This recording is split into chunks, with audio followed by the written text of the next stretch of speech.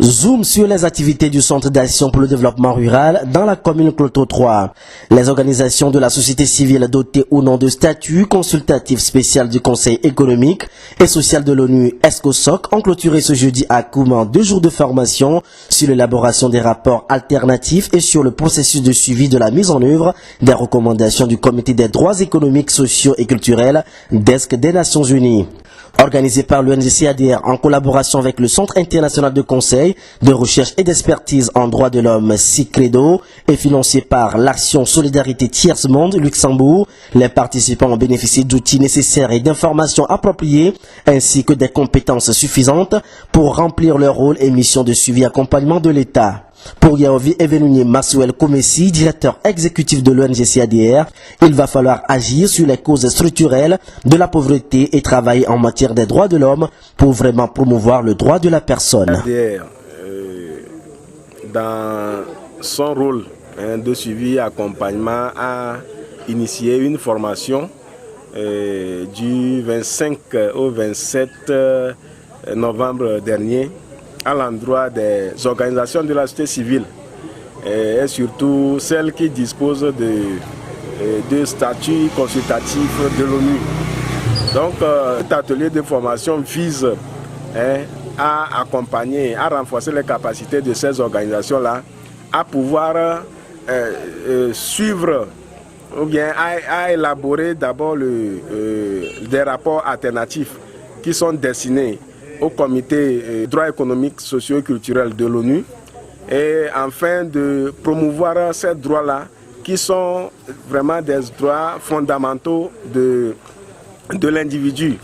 Donc normalement, à des périodes données, les organisations de la société civile doivent produire des rapports alternatifs, autres que les rapports que l'État et le gouvernement togolais produit.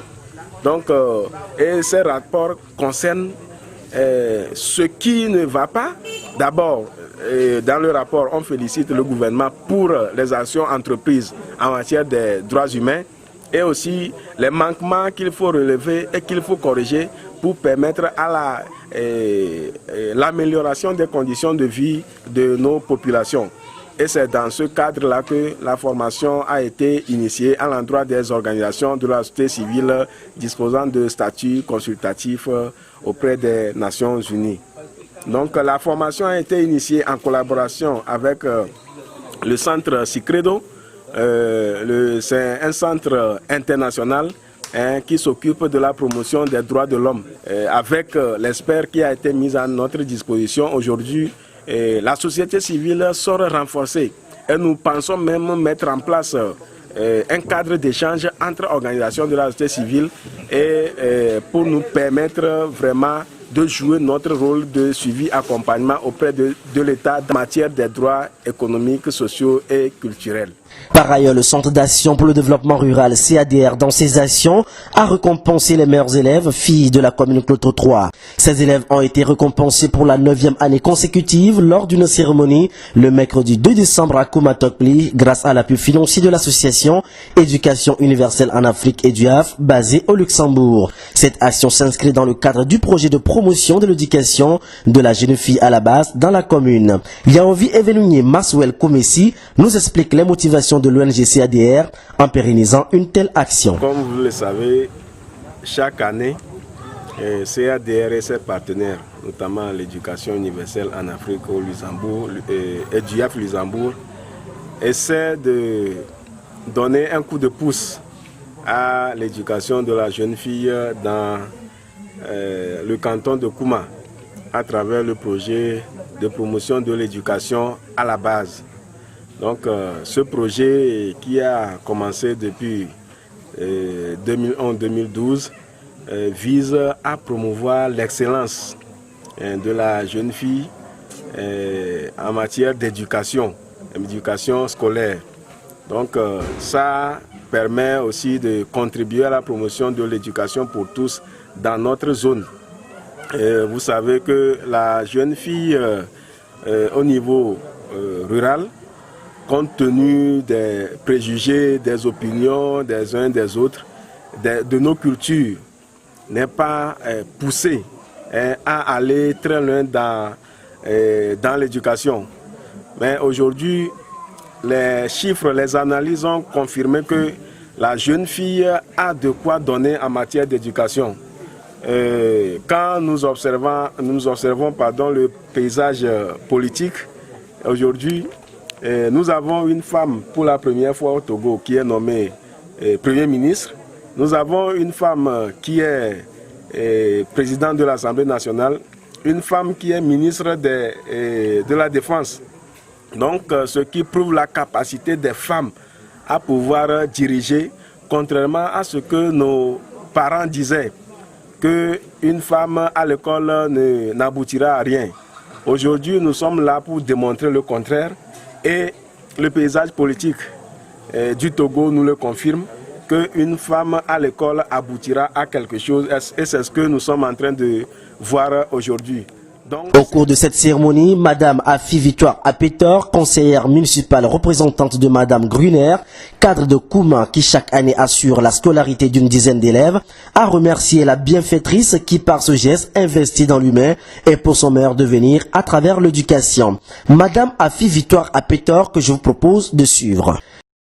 C'est une initiative que Madame Sabine Gruner avait prise l'année passée avec moi, quand elle a entendu parler d'une certaine Madame la conseillère Apetor Afroy dans la commune. Elle m'a touchée pour qu'on puisse faire une action à l'endroit des élèves, puisque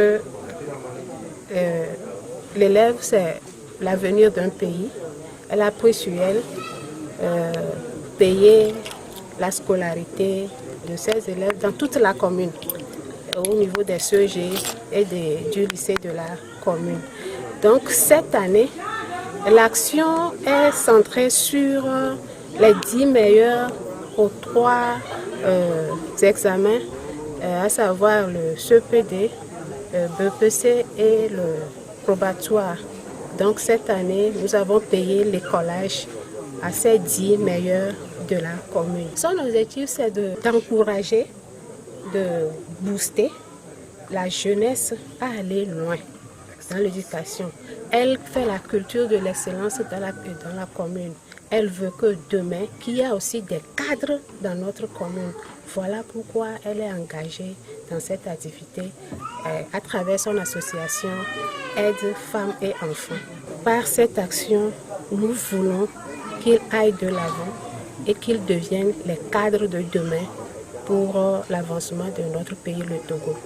Notons que les parents d'élèves ont eu à exprimer leur reconnaissance aux donateurs et se sont engagés à accompagner leurs enfants dans leurs études et ont émis le vœu que ce projet soit pérennisé. Écoutons respectivement les impressions d'un parent et d'un élève.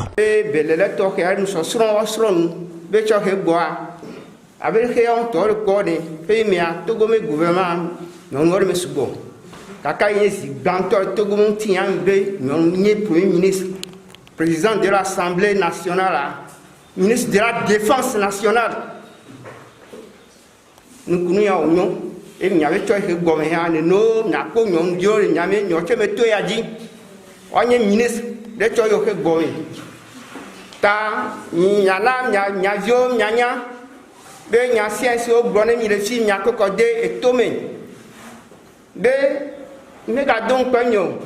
ta ni ma ti gbẹmẹ le si ko file keme gani gbẹmẹ le Togo nya o dɔ nyame dɔ wa ne tsɔ he gbɔ ne nyɔ tse mi kɔ mi kuruto trois ne wa si le Togo blu bɔ kata ne ta kpe ne mi akpe mi akpe gã de mi mɔ ma si ne no nya dzi eye mɔ ne wa yra mi ne tsɔ he gbɔ wa tete wa ga no nya si nya ga wɔ ne mi tsɔ wulia eye nya dzi hã be mi de gblɔ yi ma bo nya wa abɔ o nya dza gba mi akpe ne nyɔ be nu sia nua ɔkɔngɔ yi lo akpe na mi.